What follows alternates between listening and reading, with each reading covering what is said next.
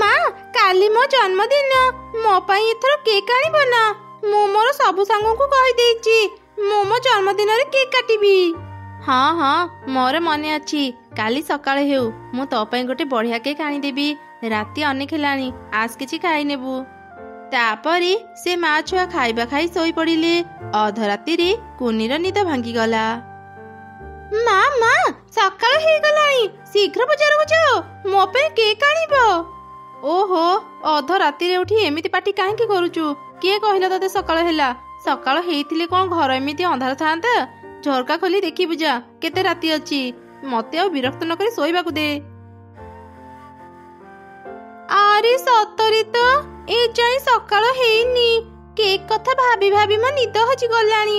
ଯାଏ କିଛି ସମୟ ଶୋଇପଡେ, ସକାଳ ହେଲେ ମୁଁ ମୋ ସାଙ୍ଗମାନଙ୍କ ପାଖକୁ ଯିବି। ଏମିତି କହି କୁନି ପୁଣି ଥରେ ଶୋଇଗଲା। ପରଦିନ ସକାଳେ, ମା କୁନି ତୁ ଘରକୁ ପରିଷ୍କାର କରୁଥା, ମୁଁ ଯାଏ ସମସ୍ତଙ୍କୁ ନିମନ୍ତ୍ରଣ କରି କେକ୍ ନେଇ ଆସେ। ତାପରେ ମା ଚଢ଼ି ସମସ୍ତଙ୍କ ଘରକୁ ଯାଇ ତାଙ୍କୁ ନିମନ୍ତ୍ରଣ କଲା ଆଉ ବଜାରରୁ କେକ୍ ନେଇ ଘରକୁ ଫେରିଲା। ସେତେବେଳେ ଦୁଇ କାଉ ତାଙ୍କ ଘରକୁ ଆସି ସାରିଥିଲେ। କାଉ ଭାଇ, କାଉ ଭଉଣୀ, ତମେ ମାନେ ଆସିଗଲ, ହେଲେ ଏଯାଏଁ ଅନ୍ୟ ଚଢ଼େଇ ମାନେ କାହିଁକି ଆସିନାହାନ୍ତି? ଆରେ ଚଢ଼େଇ, ସେମାନେ ବୋଧେ ଆଉ ଆସିବେନି, ଆମେ ତ ଆସିଗଲୁ। କୁନିକୁ କହ ସେ ଏବେ କେକ୍ କାଟୁ। ନା ମା, ମୁଁ ମୋ ସାଙ୍ଗମାନଙ୍କ ଛଡା କେକ୍ କାଟିବିନି। ଚାଲ ମା, ଆମେ ସମସ୍ତଙ୍କୁ ଡାକି ଆଣିବା। ହଁ ଠିକ ଅଛି ମା, ଆସ ଯିବା। କାଉ ଭାଇ, କାଉ ଭଉଣୀ, ତମେ ମାନେ ଏଇଠି ଥାଅ, ଆମେ ଏବେ ସମସ୍ତଙ୍କୁ ଡାକି ଆଣୁଛୁ। ଆରେ ଏବେ ଆମ ପାଖରେ ବଢିଆ ସୁଯୋଗ ଅଛି ଏ କେକ୍ ଖାଇବା ପାଇଁ। ସମସ୍ତଙ୍କ ସାଙ୍ଗରେ ଖାଇଲେ ଆମକୁ ଅଳ୍ପ ହିଁ କେକ୍ ମିଳିବ। ସମସ୍ତେ ଆସିବା ପୂର୍ବରୁ ଚାଲେ ଏ କେକ୍ କୁ ଖାଇନେବା। ହଁ ହଁ ଠିକ କହିଛ, ଚାଲ ଚାଲ ଶୀଘ୍ର କେକ୍ କୁ ଖାଇନେବା। ତାପରେ କାଉମାନେ ଶୀଘ୍ର ସେ କେକ୍ କୁ ଖାଇ ବାହାରକୁ ଚାଲି ଆସିଲେ। କିଛି ସମୟ ପରେ ଚଢ଼େଇ ଅନ୍ୟମାନଙ୍କୁ ଧରି ସେଠାରେ ଆସି ପହଞ୍ଚିଲା। ଚଢ଼େଇ, ତୁ ଏବେ ଆସିଲୁ? ଆମେ କେତେବେଳୁ ତତେ ଏଇଠି ଅପେକ୍ଷା କରି ବସି ରହିଛୁ। ଆଉ ଅପେକ୍ଷା କରିବାକୁ ପଡିବନି, ଚାଲ ଏବେ ଘର ଭିତରକୁ, ସମସ୍ତେ ଆସିଗଲେଣି, ଏବେ କେକ୍ କାଟିବା। ଏ କଣ, ଏଠି ତ କେକ୍ ନାହିଁ, ମୁଁ ତ ଏଇଠି ରଖିଥିଲି। କାଉ ଭାଇ, କାଉ ଭଉଣୀ, ତମେ ମାନେ ତ ଏଇଠି ଥିଲ, କେକ୍ କୁ କିଏ ନେଇଗଲା? ତମେ କଣ ଦେଖିପାରିଲନି? ଆରେ ଚଢ଼େଇ, ତୁ ଗଲା ପରେ ଆମେ ବାହାରେ ହିଁ ଛିଡା ହେଇଥିଲୁ, ତ ଘରର ଝରକା ଖୋଲା ଅଛି। ନିଶ୍ଚୟ ସେ ଝରକା ପଟୁ କିଏ ଆସି ତ କେକ୍ ନେଇ ଯାଇଥିବ। ମା, ଏବେ କଣ ହେବ? ମୁଁ କଣ ଆଜି କେକ୍ କାଟି ପାରିବିନି? ଚଢ଼େଇ, ତୋ ଝିଅ ଆଜି କେକ୍ କାଟି ନ ପାରିଲେ ଭାରି ମନ ଦୁଃଖ କରିବ। ମୋ ଭାଇର ଗୋଟେ କେକ୍ ଦୋକାନ ଅଛି, ମୁଁ ତାଠୁ ଗୋଟେ କେକ୍ ନେଇ ଆସୁଛି, ପଛରେ ତୁ ଟଙ୍କା ଦେଇଦେବୁ। ହଁ ହଁ ମିଟୁ ଭଉଣୀ, ମୋ ଝିଅ ପାଇଁ କେକ୍ ଆଣିଦିଅ। ଆଜି ଯଦି ସେ କେକ୍ କାଟି ନ ପାରିବ, ସେ ବହୁତ କାନ୍ଦିବ। ଏମିତି ଶୁଣି ମିଟୁ ଶୀଘ୍ର ତା ଭାଇର ଦୋକାନକୁ ଗଲା ଆଉ କେକ୍ ନେଇ ଆସିଲା। ତାପରେ କୁନି କେକ୍ କାଟିଲା, ସମସ୍ତେ କେକ୍ ଖାଇଲେ। ଏହେ, ଏ କେକ୍ ର ସ୍ୱାଦ କେତେ ଖରାପ। ମିଟୁ, ତୁ କୋଉଠୁ ଏ ବାଜେ କେକ୍ ଆଣିଲୁ? ଚଢ଼େଇ ଯୋଉଠୁ ବି କେକ୍ ଆଣିଥିଲା ଖାଇବାକୁ ଭାରି ମିଠା ଲାଗୁଥିଲା। କାଉର ମନେ ନଥିଲା ସେ ଚୋରି କରି କେକ୍ ଖାଇଛି। ଭୁଲରେ ତା ପାଟିରୁ ସତ କଥା ବାହାରିଗଲା। ସମସ୍ତେ ଜାଣିଗଲେ କାଉମାନେ ହିଁ ଚୋରି କରି କେକ୍ ଖାଇଛନ୍ତି। ତମେ ଦୁଇ କାଉ ଏତେ ବଦମାସ, ଏ ଛୋଟ ଝିଅର କେକ୍ କୁ ଚୋରି କରି ଖାଉଛ? ତମ ଭଳି ଚୋରମାନଙ୍କୁ ଆମେ ଏ ଜଙ୍ଗଲରେ ଆଉ ରଖିବୁନି। ଏମିତି କହି ସମସ୍ତେ ପିଟି ପିଟି କାଉମାନଙ୍କୁ ଜଙ୍ଗଲରୁ ବାହାର କରିଦେଲେ। ମନ ଦୁଃଖରେ କାଉମାନେ ସେ ଜଙ୍ଗଲ ଛାଡ଼ି ପାଖ ଜଙ୍ଗଲକୁ ଚାଲିଗଲେ। ଆରେ ଆମେ 2 ଦିନ ହେଲାଣି କିଛି ବି ଖାଇବା ଖାଇନାହାନ୍ତି, ଯାହା ସେଇ ଚଢ଼େଇ ଛୁଆର ଜନ୍ମଦିନରେ କେକ୍ ଖାଇଥିଲେ।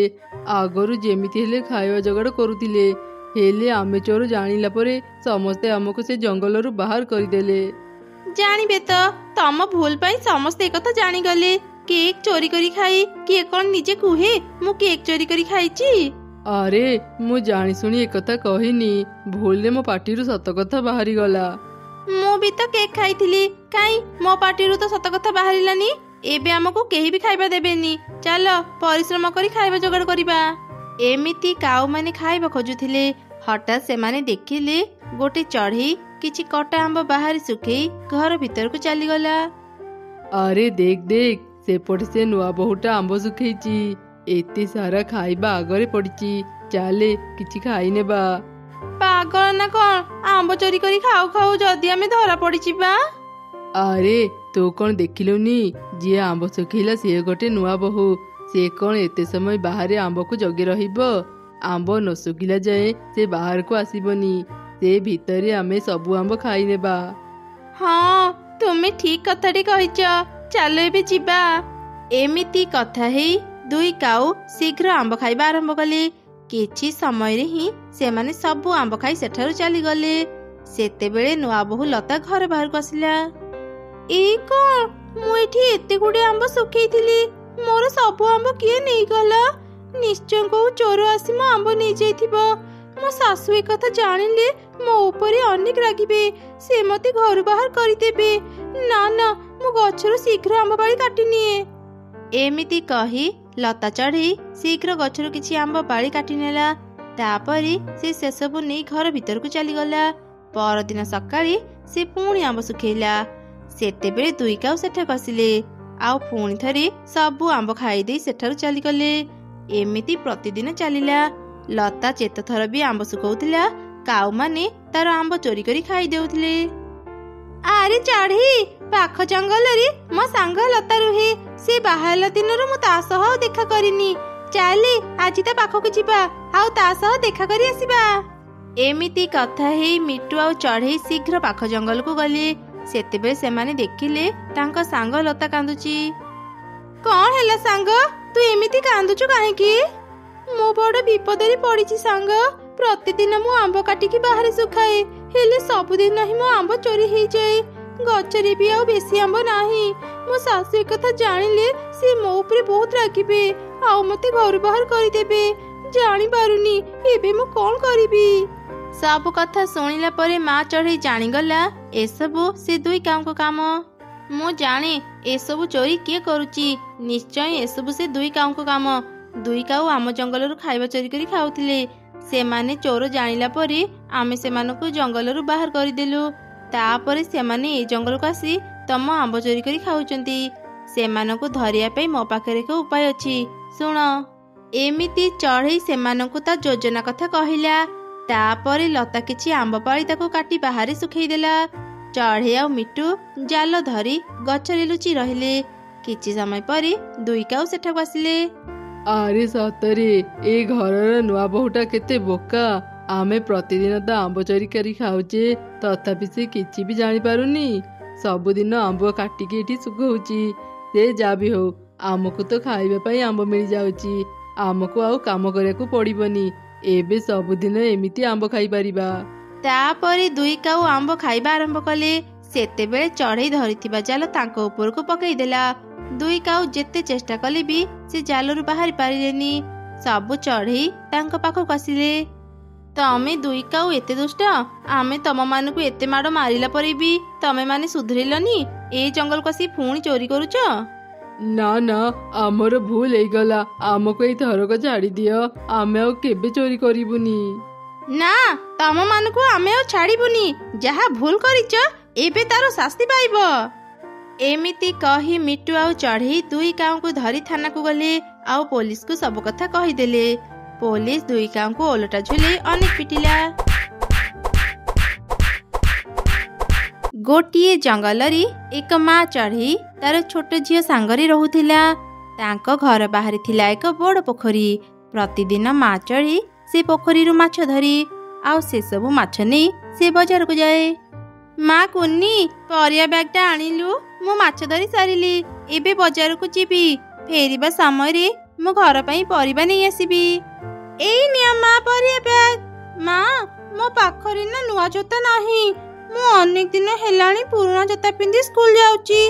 ଆଜି ଫେରିବା ସମୟରେ ମୋ ପାଇଁ ନୂଆ ଜୋତା ଆଣିଦେବ ମା। ଆଚ୍ଛା ଠିକ ଅଛି ମା, ମୁଁ ଆଜି ତୋ ପାଇଁ ନୂଆ ଜୋତା ଆଣିଦେବି। ଠିକ ସମୟରେ ଖାଇକି ସ୍କୁଲ ଯିବୁ। ମୁଁ ଖାଇବା ରାନ୍ଧି ଦେଇଛି। ଏବେ ମୁଁ ଯାଉଛି।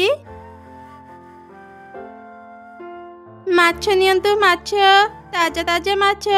ଆସନ୍ତୁ ଆସନ୍ତୁ, ମୋ ପାଖରୁ ତାଜା ମାଛ ନେଇଯାଆନ୍ତୁ। ଏଇ ଚଢ଼େଇ, ମୋ ଦୋକାନ ସାମ୍ନାରେ ତ ଠେଲା ଲଗେଇ ଏମିତି ରଡ଼ି ଛାଡନି। ମାଂସ କିଣିବାକୁ ଆସିବା ଚଢ଼େଇ ବି ତୋ କଥା ଶୁଣି ତୋଠୁ ମାଛ ନେଇଯିବେ। ତୋ ପାଇଁ ମୁଁ ମୋର କ୍ଷତି କରିପାରିବିନି। ତ ମାଛ ଠେଲା ନେଇ ଏଠାରୁ ଶୀଘ୍ର ପଳା, ନହେଲେ ମୁଁ ତୋର ସବୁ ମାଛ ତଳେ ପକେଇ ନଷ୍ଟ କରିଦେବି। ନା ନା ଚିଲ ଦିଦି, ମୋ ମାଛ ନଷ୍ଟ କରନି, ମୁଁ ଏବେ ଏଠୁ ଚାଲି ଯାଉଛି।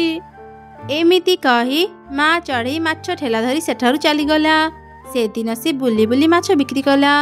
ଚଢ଼େଇର ମାଛ ବହୁତ ଭଲ ହେଇଥିବାରୁ ସେଦିନ ତାର ସବୁ ମାଛ ବିକ୍ରି ହେଇଗଲା। ଯାହା ହେଉ ମୋର ସବୁ ମାଛ ବିକ୍ରି ହେଇଗଲା। ଏବେ ପରିବା ଆଉ ମୋ ଝିଅ ପାଇଁ ଜୋତା କିଣି ଘରକୁ ଯାଏ। ମିଟୁ ଭାଇ, ତୁମ ଦୋକାନରେ ଥିବା ସେ ଲାଲ ଜୋତା ହଳ ମୋତେ ଦିଅନ୍ତୁ। ମୋ ଝିଅକୁ ଲାଲ ଜୋତା ଭାରି ମାନିବ। ଏଇ ନିଅନ୍ତୁ ଜୋତାର ଟଙ୍କା। छी छी, ତୋ ଦେହରୁ କି ପଚା ଗନ୍ଧ ଆସୁଛି। ଯା ଯା ଶୀଘ୍ର ମୋ ଦୋକାନରୁ ବାହାର। ତୋର ଦୁର୍ଗନ୍ଧ ମୋ ଦୋକାନରେ ରହିଗଲେ ଗ୍ରାହକ ମାନେ ମୋ ଦୋକାନକୁ ଆସିବେନି। ଶୀଘ୍ର ମୋ ଦୋକାନରୁ ବାହାରି ଯା। କଥା କ'ଣ କି ମିଟୁ ଭାଇ, ମୁଁ ଆଜି ମାଛ ଧରି ବଜାରକୁ ଆସିଥିଲି। ସେଇ ମାଛ ଗନ୍ଧ ମୋ ଦେହରେ ରହିଯାଇଥିବ। ମତେ ସେ ଜୋତା ଦିଅନ୍ତୁ, ମୁଁ ଟଙ୍କା ଦେଇ ଏଠୁ ଚାଲିଯିବି। ତତେ ଥରେ କହିଲି କ'ଣ ଶୁଣାଗଲାନି? ବାହାର ମୋ ଦୋକାନରୁ, ନହେଲେ ଲାଠିରେ ପିଟି ପିଟି ତତେ ମୋ ଦୋକାନରୁ ବାହାର କରିଦେବି। ମିଟୁର ଏପରି ବ୍ୟବହାରରେ ମା ଚଢ଼େଇ ମନ ଦୁଃଖରେ ସେଠାରୁ ଚାଲି ଆସିଲା। ଏମିତି ସେଦିନ ସେ ଯୋଉ ଦୋକାନକୁ ବି ଯାଉଥିଲା ସମସ୍ତେ ତାକୁ ଅପମାନ ଦେଇ ନିଜ ଦୋକାନରୁ ବାହାର କରିଦେଉଥିଲେ। ମା ଚଢ଼େଇ ଖାଲି ହାତରେ ଘରକୁ ଫେରିଲା। ମା ମା ଆସିଗଲ, ମୋ ପାଇଁ ନୂଆ ଜୋତା ଆଣିଛ? ନାଇଁ ରେ ମା, ମୁଁ ଆଜି ଜୋତା ଆଣିନି। ଏମିତି ମା ଚଢ଼େଇ ତା ଝିଅକୁ ସବୁ ଘଟଣା କହିଲା। କ'ଣ କହିଲ ମା? ମାଛ ଗନ୍ଧ ପାଇଁ ଏ ଜଙ୍ଗଲର ଚଢ଼େଇ ମାନେ ତମକୁ ଅପମାନ ଦେଇ ଦୋକାନରୁ ବାହାର କରିଦେଲେ? ମାଛ ବିକ୍ରି କଲେ ମାଛ ଗନ୍ଧ ତ ଆସିବ, ତା ବୋଲି ସେମାନେ ତମକୁ ଅପମାନ ଦେବେ? ମା, କାଲିଠୁ ଆଉ ଏ ବଜାରରେ ମାଛ ବିକ୍ରି କରନି। ତୁମେ ପାଖ ଜଙ୍ଗଲକୁ ଯାଇ ମାଛ ବିକ୍ରି କର। ଆମ ପୋଖରୀର ମାଛ ବହୁତ ତାଜା। ଏ ଜଙ୍ଗଲର ଚଢ଼େଇ ମାନେ ଯେତେବେଳେ ତାଜା ମାଛ ପାଇବେନି ସେମାନେ ତୁମ ମୂଲ୍ୟ ବୁଝିବେ। ତୁ ଠିକ କହିଛୁ ରେ ମା, ମୁଁ କାଲି ପାଖ ଜଙ୍ଗଲକୁ ଯାଇ ମାଛ ବିକ୍ରି କରିବି। ସେଇ ଜଙ୍ଗଲରୁ ମୁଁ ତୋ ପାଇଁ ନୂଆ ଜୋତା ବି ନେଇ ଆସିବି। ଏମିତି ସେଦିନ ବିତିଗଲା। ପରଦିନ ସକାଳେ ମା ଚଢ଼େଇ ମାଛ ଠେଲା ଧରି ପାଖ ଜଙ୍ଗଲକୁ ଯାଉଥିଲା। ରାସ୍ତାରେ ଏକ ଅଟୋ ସହ ଧକ୍କା ହେଇ ତାର ସବୁ ମାଛ ତଳେ ପଡ଼ିଗଲା। ଆରେ ଆରେ, ଏ କ'ଣ ସର୍ବନାଶ କରିଦେଲ? ତୁମେ ଟିକେ ସାବଧାନରେ ଅଟୋ ଚଲେଇ ପାରିଲନି? ମୋର ସବୁ ମାଛ ତଳେ ପଡ଼ିଗଲା। କ୍ଷମା କରିବେ ଭଉଣୀ, ମୁଁ ଠିକରେ ଦେଖି ପାରିଲିନି। ରୁହ, ମୁଁ ତୁମର ସବୁ ମାଛ ଉଠେଇ ଦେଉଛି। ଭାବିଥିଲି ଆଜି ମୋ ଦେହରୁ ମାଛ ଗନ୍ଧ ଆସିବନି, ହେଲେ ଆଜି ତୁମ ପାଇଁ ମୁଁ ମାଛ ଉଠେଇବାକୁ ଯାଇ ପୁଣି ମୋ ଦେହରୁ ମାଛ ଗନ୍ଧ ଆସିଲା। ଜଣା ନାହିଁ ଆଜି ଏ ଜଙ୍ଗଲର ବଜାରରେ ଚଢ଼େଇ ମାନେ ମୋର କେତେ ଅପମାନ କରିବେ। ମନ ଦୁଃଖ କରନି ଭଉଣୀ, ଆଜି ତୁମେ ବଜାରକୁ ଯାଅନି। ପାଖରେ ଜଣେ ମାଛ ବ୍ୟବସାୟୀ ରୁହେ, ତୁମେ ତା ପାଖକୁ ଯାଅ। ତୁମର ତାଜା ମାଛ ଦେଖିଲେ ସେ ଖୁସି ହେଇ ତୁମର ସବୁ ମାଛ କିଣି ନେବ। ଆଚ୍ଛା ତେବେ ଠିକ ଅଛି, ମୁଁ ଏବେ ତାଙ୍କ ପାଖକୁ ଯାଏ। ମୁଁ ଶୁଣିଲି ଆପଣ ମାଛ ବ୍ୟବସାୟ କରନ୍ତି। ମୁଁ ମୋ ପୋଖରୀର ତାଜା ମାଛ ବିକ୍ରି କରିବା ପାଇଁ ଆପଣଙ୍କ ପାଖକୁ ଆଣିଛି। ଆଚ୍ଛା ଠିକ ଅଛି, ତୋର ସବୁ ମାଛ ଏ ବଡ଼ କଳସୀରେ ରଖିଦେ, ମୁଁ ଏବେ ଟଙ୍କା ଆଣୁଛି।